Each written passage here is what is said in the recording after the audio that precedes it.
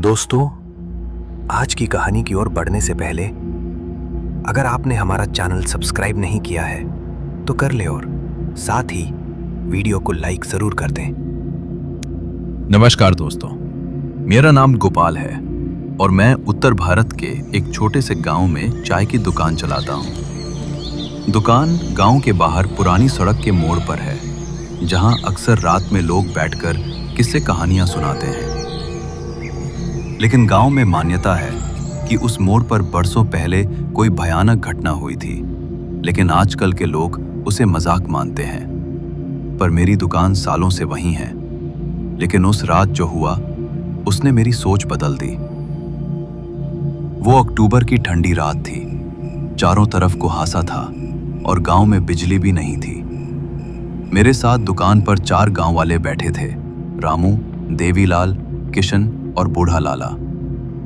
चाय की चुस्की लेते हुए रामू ने बात छेड़ दी कि तुम लोगों ने उस औरत के बारे में सुना है जो रात के वक्त चाय मांगने आती है लेकिन उसका पैर उल्टा होता है।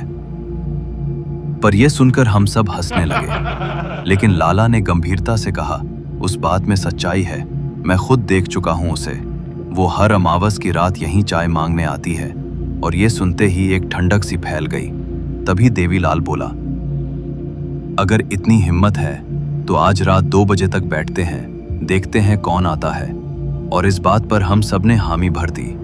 दुकान बंद नहीं की गई और अब अलाव जलाया गया और गपशप चलती रही। लेकिन जैसे जैसे रात गहराती गई, माहौल बदलने लगा। अब करीब रात के 1:30 बजे थे जब अचानक सन्नाटा छा गया और दूर कुत्ते भौंकने लगे। साथ ही हवा की रफ्तार भी तेज हो गई और चाय की केतली अपने आप खड़कने लगी। तभी किशन बोला, कुछ गड़बड़ है, ये आम हवा नहीं है, लगता है कोई आ रहा है। और तभी दूर से परछाई चलती हुई दिखाई दी, जो कि सफेद साड़ी में लंबे खुले बालों के साथ थी। हम सब डर के मारे सांस रोके और देखने लगे तो वो औरत दुकान की तरफ बढ़ रही थी, लेकिन उसका पैर उल्टा था और वो बिना आवाज किए जमीन पर ऐसे चल रही थी जैसे हवा में तैर रही हो। तभी वो पास आकर बोली, एक कप चाय मिलेगी? पर उसकी आवाज कानों में गूंज गई, जो कि एकदम ठंडी जैसे बर्फ सी। लेकिन रामू ने डरते डरते चाय आगे बढ़ा दी। औरत ने चाय ली पर पी नहीं, बस कप को होठों से लगाया और देखते ही देखते चाय भाप बनकर उड़ गई। फिर वो बोली, चाय तो अब भी गर्म है, लेकिन आत्माएं ठंडी हो चुकी हैं। इतना कहकर वो दुकान के पीछे चली गई। तभी हम दौड़कर देखने पहुंचे, पर वहां कोई नहीं था और जमीन पर कप रखा था, पर उसमें खून के छींटे थे। अब रामू ने कहा, चलो गांव लौट चलते हैं, बहुत हुआ मजाक। लेकिन लाला ने चुपचाप कहा, अब तुम लोग नहीं जा पाओगे। जब कोई उसे देख लेता है तो वो पीछे पड़ जाती है। ये सुनते ही देवीलाल ने गुस्से में कहा, ये सब बकवास है। लेकिन जैसे ही उसने दुकान से बाहर कदम रखा, तभी उसके पैर को जैसे किसी ने खींच लिया और उसी के साथ वो जमीन पर गिर पड़ा। तभी हमने दौड़कर उसे उठाया, लेकिन उसका चेहरा सफेद पड़ चुका था।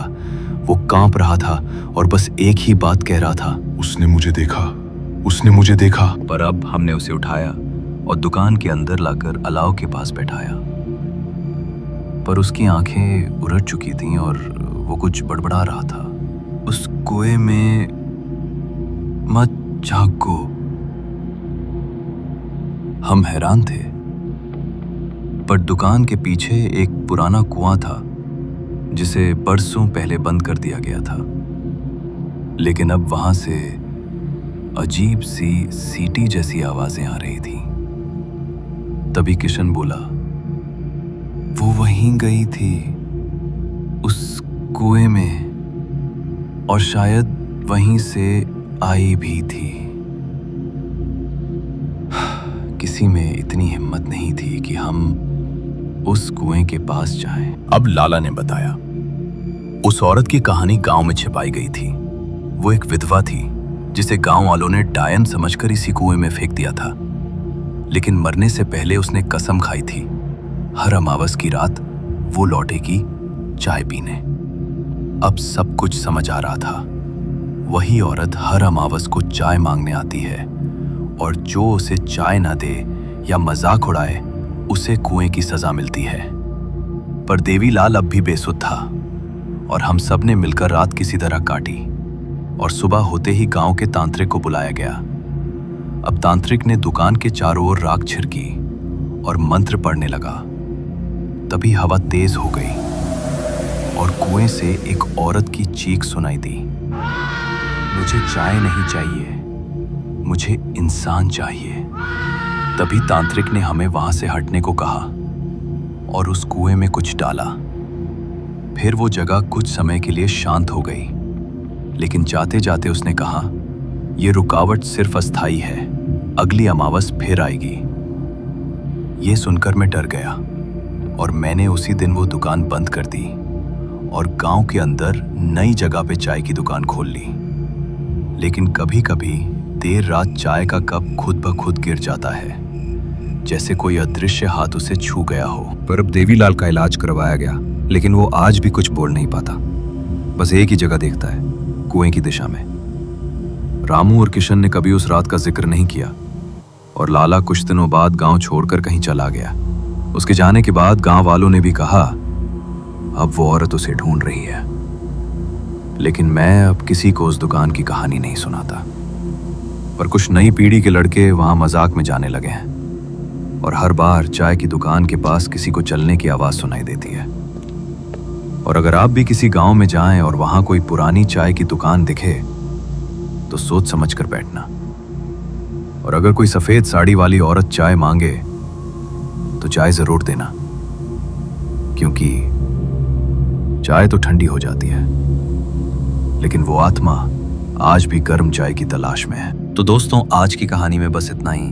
कहानी आपको पसंद आई हो तो वीडियो को लाइक शेयर जरूर कर दें। और मैं आपका दोस्त जल्द ही मिलूंगा एक ऐसी ही डरावनी कहानी के साथ। तब तक के लिए बाय एंड टेक केयर।